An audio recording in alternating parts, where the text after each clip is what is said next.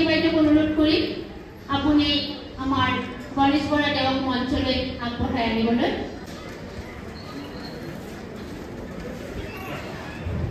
পোনপ্ৰথমতে আমি জীৱন নৰদেৱক সম্বোধন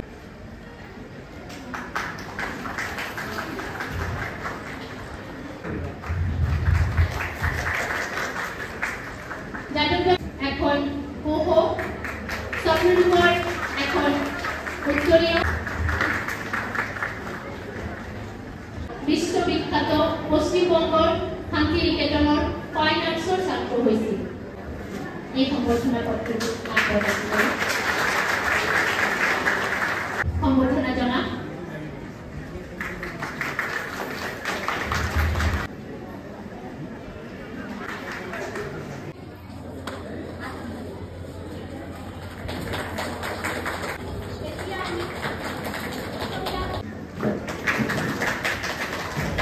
গ্ৰহণ কৰিবলৈ অনুৰোধ জনাইছো। স্বপ্নলোকৰ যি প্ৰশিক্ষণ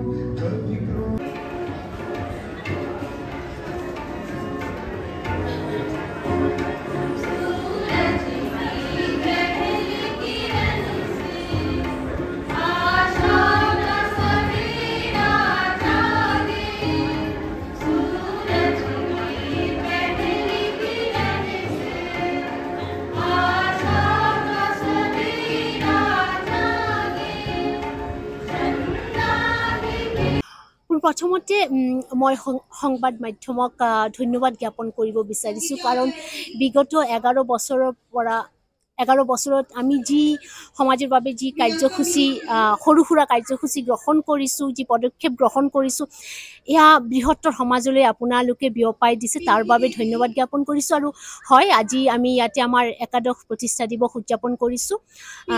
আমাৰ মাজত অসমৰ বিশিষ্ট কবি জীৱন নৰদেও আহি উপস্থিত হৈছে আমাৰ মুখ্য অতিথি হিচাপে। আৰু আমি আজি ইয়াতে ইতিমধ্যে সম্বৰ্ধনা জনাইছোঁ বিশিষ্ট চিত্ৰ আৰু ভাস্কৰ্য শিল্পী সত্যেন্দ্ৰ তেৰাং ডাঙৰীয়াক আৰু বিশিষ্ট সংগীত শিল্পী শ্ৰীযুতা জয়মতী নাৰ্জাৰী বাইদেউক। ইয়াৰ উপৰিও আমাৰ স্বপ্নলোকৰ কণ কণ ছাত্ৰ ছাত্ৰীসকলে ইয়াত এখন মঞ্চত নাটক উপস্থাপন কৰিব। নাটকখন অতনু দেৰ এখন প্ৰবন্ধ, ডাইনামিজ অফ লেংগুৱেজ। এই প্ৰবন্ধখনৰ প্ৰবন্ধৰ পৰা ইনস্পায়াৰ হৈ মই নিজেই নাটকখন লিখিছোঁ ৰূপান্তৰ নামেৰে ভাষাৰ ওপৰত মূলত কথা, মানুহৰ ভাষাৰ উৎপত্তি লৈ। গতিকে আৰু বহুত কাৰ্যসূচী আছে আমাৰ ইয়াতে। আমাৰ যিসকল আমি চিলাইৰ প্ৰশিক্ষণ দিওঁ যিসকল মহিলাসকলক, তেওঁলোকে এটি সৰু এক্সিবিশ্যন কাম চেলৰ আয়োজন কৰিছে। আৰু কিছু আকৰ্ষণীয় অনুষ্ঠান আমাৰ আছে। আমাৰ স্বপ্নলোকৰ সদস্য তথা শুভাকাংক্ষী শিল্পীবৃন্দই পৰিৱেশন কৰিব। গতিকে আমি আশা কৰিছোঁ ৰাইজৰ মৰম, ৰাইজৰ আশীৰ্বাদ লৈ আমি এনেকৈ আগুৱাই যাম। ধন্যবাদ।